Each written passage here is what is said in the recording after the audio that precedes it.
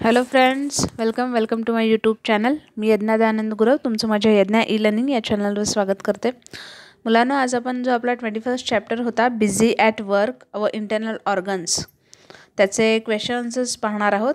त्याआधी ज्यांनी channel subscribe नसेल केला त्यांनी प्लीज चॅनल सबस्क्राईब करा, बेल आयकनवरही क्लिक करा आणि ऑफकोर्स व्हिडिओज जर तुम्हाला आवडत असतील तर व्हिडिओला लाईक करा, कमेंट करा आणि जास्तीत जास्त शेअर करा. चला तर मग सुरू करूया question answers. First, what's the solution? काय विचारलं आहे त्यांनी? Person has fainted and a crowd of people has surrounded him. Okay, म्हणजेच काय तर माणूस जर एखादा बेशुद्ध पडला, ओके, आणि जे क्राऊड आहे आपल्या आजूबाजूचं, जेव्हा एखादा कोणी बेशुद्ध होऊन पडलं तर मग ते क्राऊड कशाप्रकारे रिॲक्ट होईल, कशाप्रकारे ते करेल. ओके, ते बघूया आपण answer. When a person फेंट्स he should be immediately given clean and fresh air. जसं माणूस बेशुद्ध पडतो तेव्हा त्याला लगेच आपण हवा जी आहे फ्रेश एअर ती त्याला घातली पाहिजे, किंवा therefore ask the crowd to move away. आणि त्याच्यामुळे क्राऊड जर तिथे जमा झाला असेल, गर्दी जर तिथे जमा झाली असेल तर आपण तिला बाजूला व्हायला सांगतो. Then splash cold water on the face of this man. आणि त्या माणसाच्या चेहऱ्यावर आपण पाणी जे आहे ते शिंपडतो. If he is not reviving take him immediately to the doctor with the help of others. आणि जर त्याला शुद्ध आली नाही, तो शुद्धीत आला नाही, तर मग आपण इमिजिएटली त्याला कोणाच्या तरी मदतीने डॉक्टरकडे नेलं पाहिजे. Okay, second question, use your brain power. Why do we sometimes choke suddenly while eating? म्हणजेच काय तर आपण जेव्हा एखादी गोष्ट खातो, ओके, तेव्हा ती एखादी गोष्ट खाताना आपल्याला असं चोक म्हणजेच ठसका लागतो, माहिती आहे की नाही, किंवा असं खाताना ते पटकन अडकल्यासारखं वाटतं घशाजवळ. ओके, सो असं का होतं?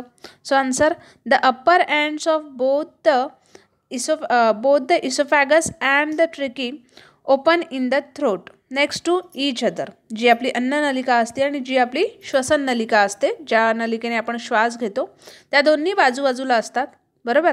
There is a flap that covers the tricky. आणि एक श्वसन नलिका, ज्यावेळेस आपण हे अन्न खात असतो त्यावेळेस काय होतं, जी आपली श्वसन नलिका असते ना, तिचं जे तोंड आहे ते कसं असतं, बंद असतं. ओके, ते क्लोज असतं. When the food is swallowed the trachea remains close. आणि जेव्हा आपण ते अन्न खातो तेव्हा ती क्लोज असते.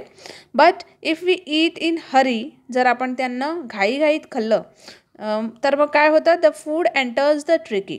ते अन्न जे आहे ते कुठे जातं, श्वसन नलिकेत जातं.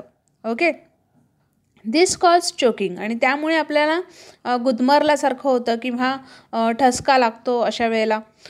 But due to coordination of the brain we immediately start coughing and the food particles are expelled out of the trachea. पण आपल्या मेंदूला हे कळतं की आता श्वसन नलिकेत आपला जो अन्न आहे किंवा आपण जे खातो आहे ते अडकलेलं आहे. ओके, त्याच्यामुळे आपला ब्रेन जो आहे तो लगेच इमिजिएटली त्याला ॲक्शन करायला सांगतो. काय तर कफिंग म्हणजे खोकण्यासाठी त्याला ब्रेनकडून आपल्याला ती ॲक्शन करण्यासाठी हे मिळतं. ओके, म्हणजेच ती ॲक्शन करायला आपल्याला ब्रेन सांगतो.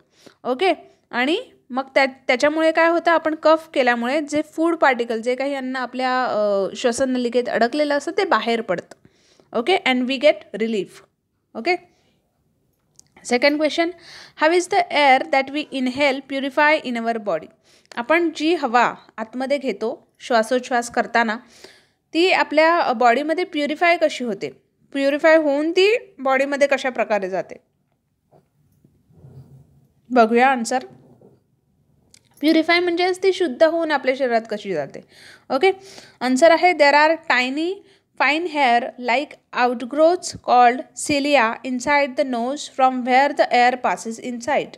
काय असतं, आपलं जे नाक असतं, आपल्या नाकाचे जे दोन पुढे असतात, त्या नाकाच्या ह्याच्यामध्ये बारीक बारीक टायनी केस असतात.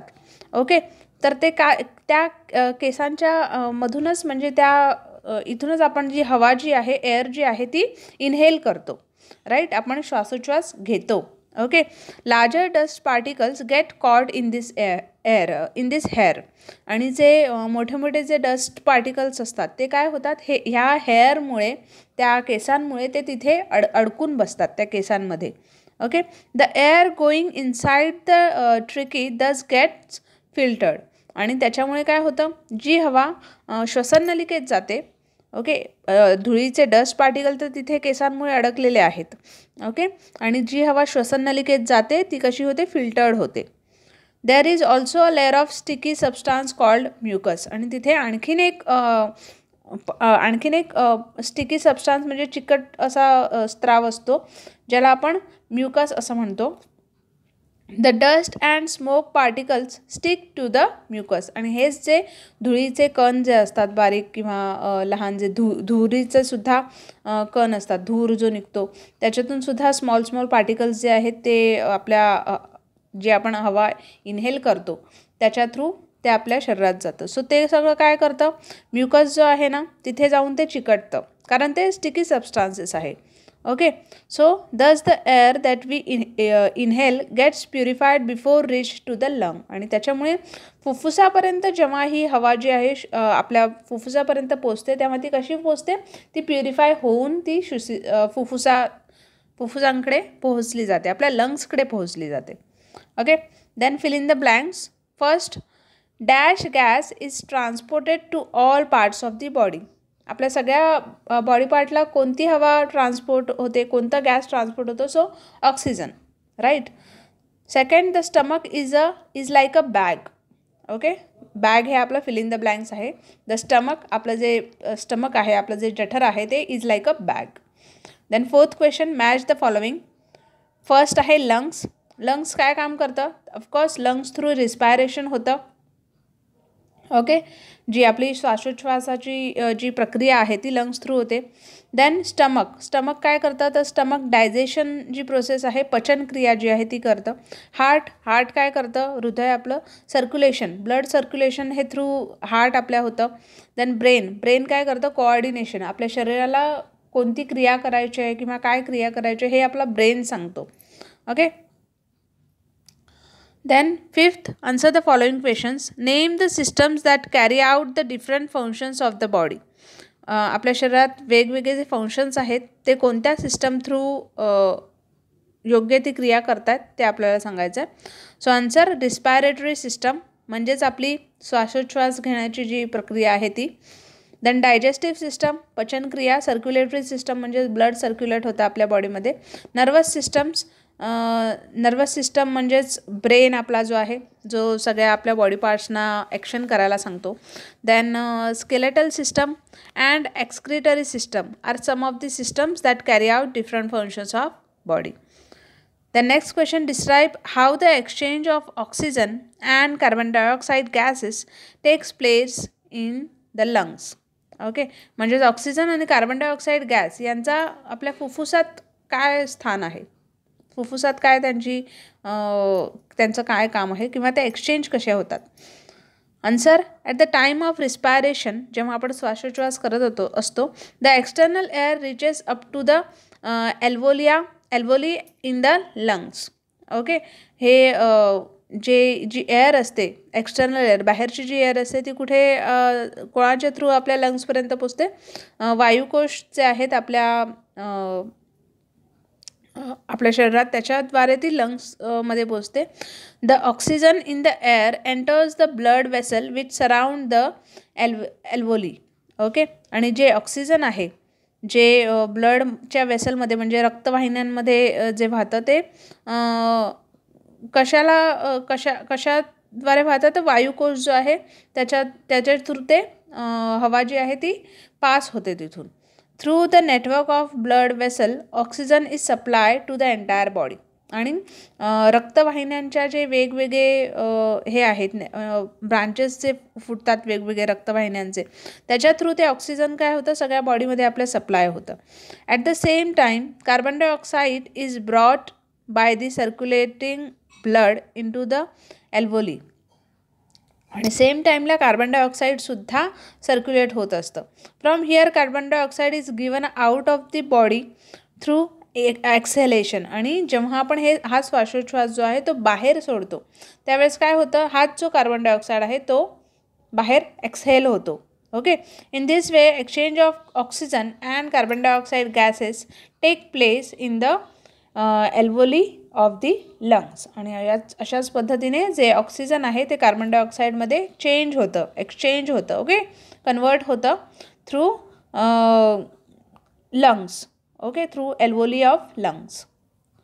The next, why do we call saliva a digestive juice? saliva जे आहे, आपली जी लाळ आहे तोंडातली, तिला आपण डायजेस्टिव्ह ज्यूस म्हणजेच पाचक रस असं का म्हणतो? So answer, saliva is the juice secreted by the salivary glands. saliva हे ज्यूस जे आहे, लाळ जे आहे ते कुठे तयार होतं? आपल्या ग्रंथींमध्ये तयार होतं. लाळ ग्रंथी जी आहे तिथे हे तयार होतं. saliva helps to make bolus from the food that we eat. आणि आपण जे अन्न खातो, ओके, ते चघळल्यानंतर त्याच्यातून काय तयार होतं? सो मेक बोलस. बोलस हा पदार्थ तोच सॅलिवा जे आहे ते चघळण्यासाठी मदत करतं. Okay. Saliva also contained starch digesting enzyme. आणि सॅलिवा जे आहे, लाळ जी आहे ती स्टार्चसुद्धा त्याच्यामध्ये असतो. चिकट चिकट असते की नाही आपली लाळ. दिस एन्झिमी टर्न्स स्टार्च इंटू शुगर. आणि हेच जे एन्झिमी आहे, डायजेस्टिंग एन्झिमी, ते कशात कन्वर्ट होतं? स्टार्च जे आहे ते शुगरमध्ये कन्वर्ट होतं. Therefore saliva is called a digestive juice. आणि म्हणूनच लाळेला आपण डायजेस्टिव्ह ज्यूस म्हणजेच पाचक रस असं म्हणतो. Now choose the appropriate word from the brackets. आता आपल्याला काय सांगितलं आहे? फर्स्ट दिलं आहे, respiration takes place because of its up and down movement. श्वासोच्छ्वास जो आहे तो तेव्हाच होतो जेव्हा आपण अप आणि डाऊन मुवमेंट करतो श्वास घेण्यासाठी, इनहेल एक्सहेल. सो हे कुठे, हे कोणत्या शरीरातल्या अवयवामुळे होतात? So diaphragm. ओके. जे आपल्या फुफ्फुसांच्या खालच्या बाजूला जो पातळ पडदा असतो, ओके, तो डायफ्रामचा असतो. आपण इमेजमध्ये पाहिलं होतं चॅप्टर जेव्हा पाहिला तेव्हा. Second, the process of keeping the blood flowing continuously through out the body. Blood जे आहे ते कंटिन्युअसली आपल्या शरीरात फ्लो होतं आहे, त्या प्रोसेसला आपण काय म्हणतो? Circulation. Circulation of blood. Okay. So answer आहे circulation. Third, air that enters through the nose passes into this tube. कोणत्या ट्यूब थ्रू? ते एअर जी आहे ती आपल्या नाकाद्वारे आतमध्ये शरीरात एंटर करते. So tricky. ओके, म्हणजेच श्वसन नलिका. ओके. सो फ्रेंड्स, इथे आपला जो चॅप्टर आहे त्याचे क्वेश्चन आन्सर्स झालेले आहेत. होप तुम्हाला क्वेश्चन आन्सर्स जे आहेत ते कळाले असतील. ऑफकोर्स व्हिडिओ जर आवडला असेल तर चॅनल नक्की सबस्क्राईब करा, बेल आयकॉनवर क्लिक करा आणि व्हिडिओला लाईक करा, कमेंट करा आणि जास्तीत जास्त शेअर करा. चला तर मग भेटूया आपल्या नेक्स्ट व्हिडिओमध्ये. तोपर्यंत take care and have a good day.